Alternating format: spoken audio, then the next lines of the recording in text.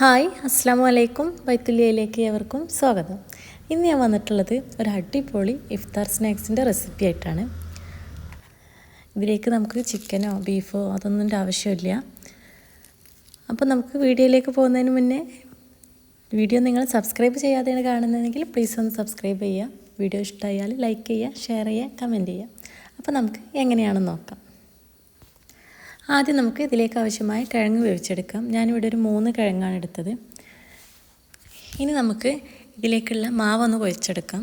അതിന് ഞാനിവിടെ എടുത്തത് ഒരു 1.5 ഗ്ലാസ് മൈദയാണ്. ഇതിലേക്ക് ആവശ്യത്തിന് ഉപ്പും വെള്ളവും കുറച്ച് കുരുമുളക് പൊടി കൂടെ ചേർത്തിട്ട് നമുക്കിതൊന്ന് കുഴച്ചെടുക്കാം. നമ്മുടെ ചപ്പാത്തിക്ക് കുഴക്കുന്ന അതേ ഒരു പരുവത്തിലാണ് കുഴച്ചെടുക്കേണ്ടത്. അത് നന്നായിട്ട് കുഴച്ചെടുത്തതിന് ശേഷം നമുക്ക് ജസ്റ്റ് കുറച്ച് നേരം ഒന്ന് എണ്ണ പുരട്ടിയിട്ടൊന്ന് റെസ്റ്റ് ചെയ്യാൻ വെക്കാം. ആ നേരം കൊണ്ട് നമുക്കിനി നമ്മുടെ ഇതിലേക്കുള്ള ഫില്ലിങ്സ് റെഡിയാക്കിയെടുക്കാം. അതിന് വേണ്ടിയിട്ട് ഞാൻ എടുത്തത് 3 സവാള ചെറുതായിട്ട് അരിഞ്ഞതാണ്. ഇനി നമുക്ക് പാന് ചൂടാക്കിയെടുക്കാം. അതിലേക്ക് ആവശ്യത്തിന് എണ്ണ ഒഴിച്ച് കുറച്ച് 1/2 ടീസ്പൂൺ വെളുത്തുള്ളി ഇഞ്ചി പേസ്റ്റ്, ഒരു പച്ചമുളക് ചെറുതായിട്ട് അരിഞ്ഞത്, കുറച്ച് കറിവേപ്പില, അത് നന്നായിട്ട് വഴറ്റാം. അത് വഴന്ന് വരുമ്പോൾ നമ്മൾ ചെറുതായിട്ട് അരിഞ്ഞ് വെച്ച സവാള അതിലേക്ക് ഇട്ട് കൊടുക്കാം. ഇതിലേക്ക് നമ്മൾ ആവശ്യത്തിനുള്ള ഉപ്പൂടെ ചേർത്ത് അത് നന്നായിട്ട് വഴറ്റിയെടുക്കാം. ഇനി അതിലേക്ക് നമ്മൾ ഇതിലേക്കുള്ള മസാലപ്പൊടികൾ ഇട്ട് കൊടുക്കാം. 1/2 ടീസ്പൂൺ മുളക് പൊടി, 1/4 ടീസ്പൂൺ മഞ്ഞൾപ്പൊടി, 1/4 ടീസ്പൂൺ പെരുംജീരകപ്പൊടി, 1/2 ടീസ്പൂൺ കുരുമുളക് പൊടി, 1/4 teaspoon garam masala, 1/4 teaspoon chicken masala. ഇത്രയും മതി. അത് നന്നായിട്ട് അതിൻ്റെ പച്ചമണം മാറുന്നത് വരെ ഒന്ന് വഴറ്റിയെടുക്കാം. ഇനി അതിലേക്ക് നമ്മൾ വേവിച്ച് വെച്ച കിഴങ്ങ് നന്നായിട്ട് ഉടച്ച് ചേർത്ത് കൊടുക്കാം.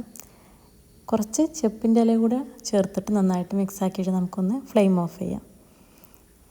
ഇനി നമ്മൾ കുഴച്ച് വെച്ച മാവ് നമുക്ക് ചെറിയ ചെറിയ ബോൾസ് ആക്കിയിട്ടെടുക്കാം. ഞാനിവിടെ എല്ലാം ഇങ്ങനെ ബോൾസ് ആക്കി വെച്ചിട്ടുണ്ട്. ഇനി അത് നമുക്ക് ഓരോന്നോരോന്നായിട്ടൊന്ന് പരത്തിയെടുക്കാം. അപ്പോൾ നമ്മൾ ബോൾസ് ആക്കിയതെല്ലാം ഇതുപോലെ പരത്തിയെടുത്തിട്ടുണ്ട്. ഇനി ഇങ്ങനെ ഓരോന്നെടുത്ത് അതിൻ്റെ മുകളിൽ എണ്ണ പുരട്ടി ഓരോന്നായിട്ട് ഇങ്ങനെ അടക്കി വെച്ചിട്ട് നമുക്ക് ജസ്റ്റ് ഒന്നുകൂടെ ഒന്ന് പരത്തിയെടുക്കണം.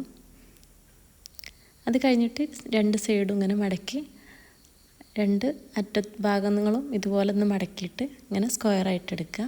എന്നിട്ട് ഇത് നമുക്കൊന്ന് പരത്തിയെടുക്കണം. അത് നമ്മൾ കൗണ്ടർ ടോപ്പിൽ വെച്ചിട്ടാണ് കേട്ടോ പരത്തിയെടുക്കുന്നത്. അത് നമ്മളോട് എത്രത്തോളം നല്ല വലുപ്പത്തിൽ പരത്താൻ കഴിയുമോ അത്രത്തോളം പരത്തിയെടുക്കുക.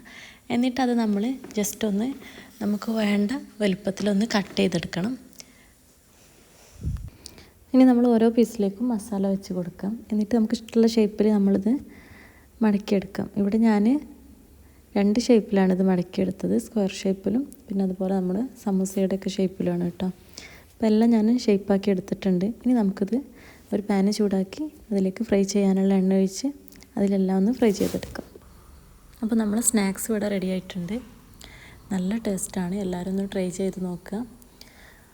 ഇത് നമുക്ക് പരത്തിയെടുക്കാനൊന്നും ബുദ്ധിമുട്ടൊന്നുമില്ല, പെട്ടെന്ന് തന്നെ പരത്തിയെടുക്കാൻ പറ്റും. അടിപൊളി ടേസ്റ്റാണ്. അപ്പോൾ എല്ലാവരും ഒന്ന് ട്രൈ ചെയ്യുക. അപ്പോൾ വീഡിയോ ഇഷ്ടമായാൽ എല്ലാവരും ഒന്ന് ലൈക്ക് ചെയ്യുക, ഷെയർ ചെയ്യുക, കമൻറ്റ് ചെയ്യുക. പിന്നെ സബ്സ്ക്രൈബ് ചെയ്യാതെയാണ് നിങ്ങൾ കാണുന്നതെങ്കിൽ പ്ലീസ് ഒന്ന് സബ്സ്ക്രൈബ് ചെയ്യുക. അപ്പോൾ ഇൻഷാ അല്ലാഹ് അടുത്ത വീഡിയോ ആയിട്ട് വീണ്ടും കാണാം.